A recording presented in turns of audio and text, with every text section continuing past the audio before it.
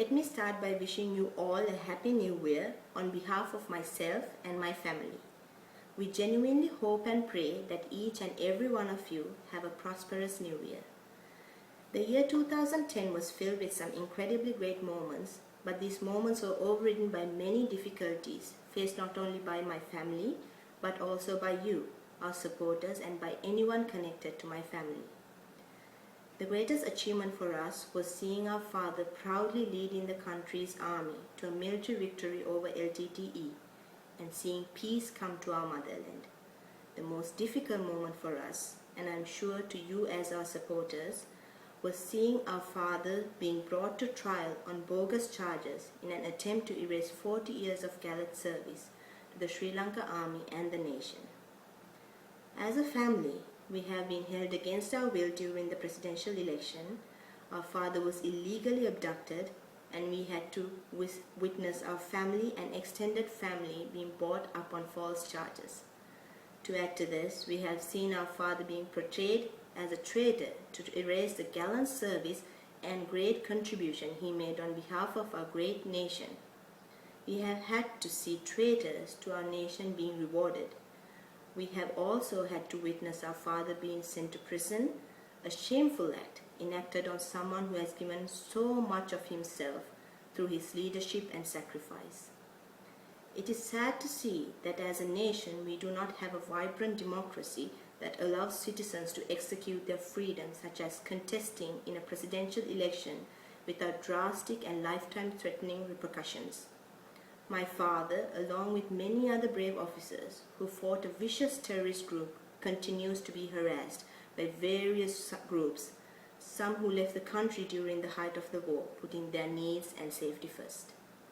The harassment to our families and supporters started in November of 2009 and continues to date, despite pleas from mercy for various groups. Our situation does not appear to be getting better. The government has indicated that they would be willing to give us mercy if we admitted to crimes we have not committed, which is not an option for us. Under the current regime, freedom and liberty does not have a place, and for Sri Lankans, going against the government, this equates to a heinous crime. I believe in karma, and this belief gets me through the day and helps me deal with the sadness and challenges I have had to face. Our country has always been fortunate, and I know one day justice will prevail. My father and all those brave soldiers who fought to end terrorism will not be forgotten, and the contribution they made on behalf of peace cannot be erased. I know people remember that these soldiers who gave them the freedom to walk in the streets without any fear. Sri Lankans all over the world appreciate that these courageous men risk their tomorrows for the safety of ours. I know you all remember that this is one of the many reasons you still believe in war heroes like my father. I would like to conclude by saying thank you for supporting my father and my family. Thank you for giving us the courage to keep on believing and encouraging us not to give up.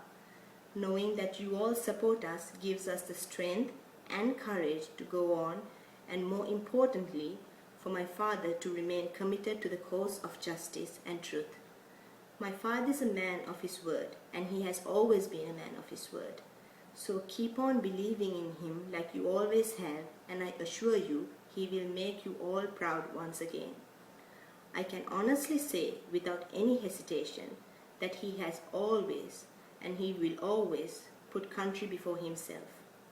This has always been his way of living. So while I ask you humbly to accept my gratitude on behalf of my family, I also wish to request for your continued support in the coming year. Your support has brought us this far, and it definitely will help us move forward. Together, we will be able to not only free my father, but also bring back democracy to our blessed nation. So on this day, when a new year is about to begin, let me wish you all a better and bright future where all of us will be able to live happily and freely in a democratic country.